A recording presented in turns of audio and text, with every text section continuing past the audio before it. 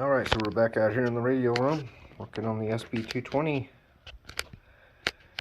Oh, well, pretty much got it all back together. I just wanted to show you before I put the top on. Got the tubes back in. They look pretty. I bet you they're going to look nice and pretty when there's some glow coming out of them. Got the fan back in. That was fun, getting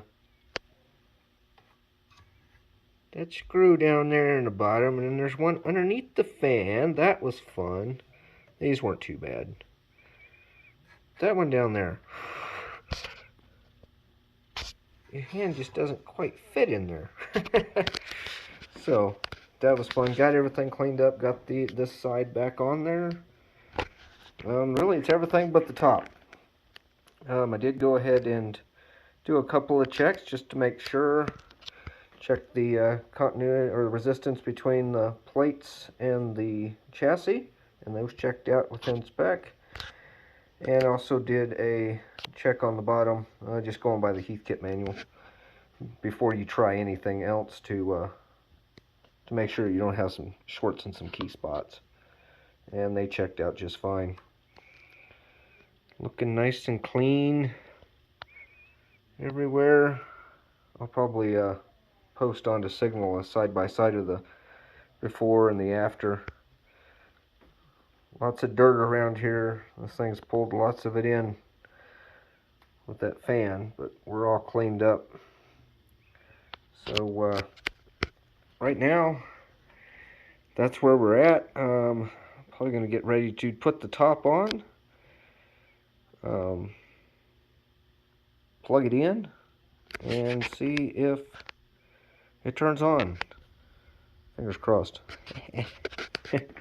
Alrighty, we'll be back in just a couple of seconds. I'll have the top back on and we can plug it in and see if it turns on. Alright, and we're back. Had to take a little pause there. Went to put the plug-in. Wrong plug. Wrong 220 plug. Had to run down and get a different plug to put on the end of the power cord so I could plug it into my 220 outlet.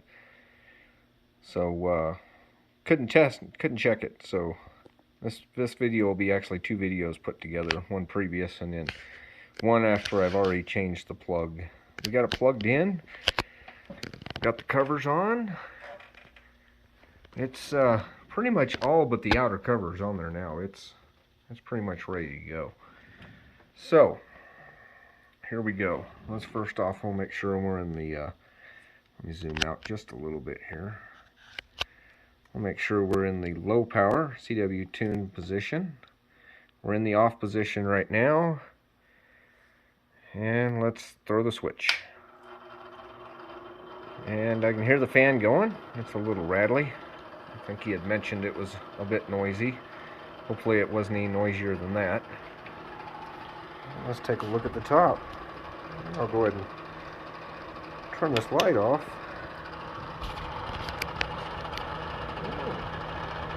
But the filament's glowing, and I can feel air moving up through here. Lots of air moving, especially right in here.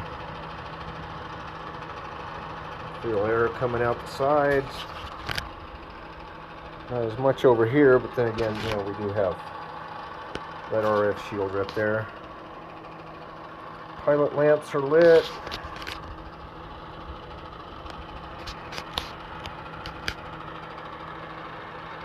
Everything's looking good so far.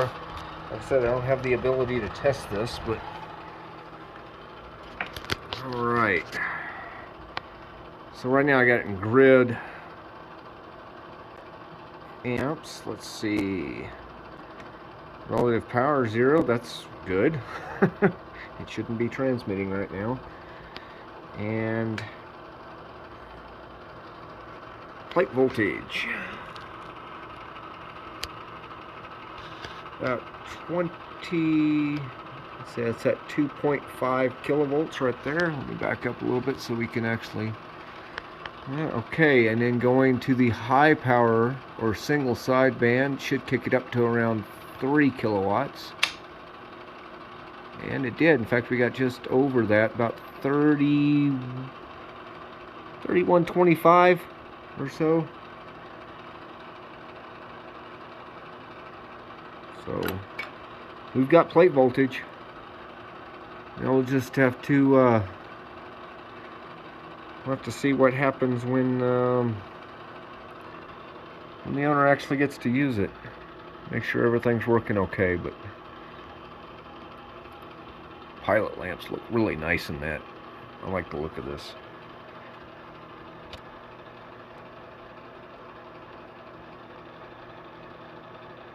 Alright, so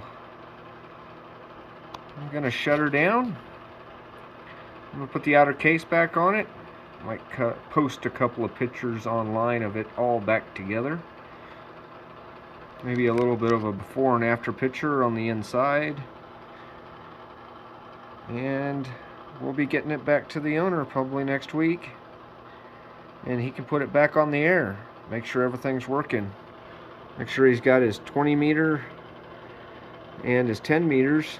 And hopefully it's working better on the 15 as well. Right now it's sitting on the 80 meter position. So it's been quite a bit of work. Number of hours working on this. Had fun.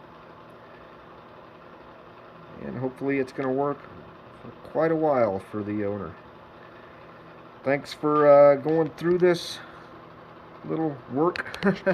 What I thought was going to start out as just being changing one part out and just being able to get it from the backside turned into just about completely disassembling a good portion of the amplifier and putting it back together.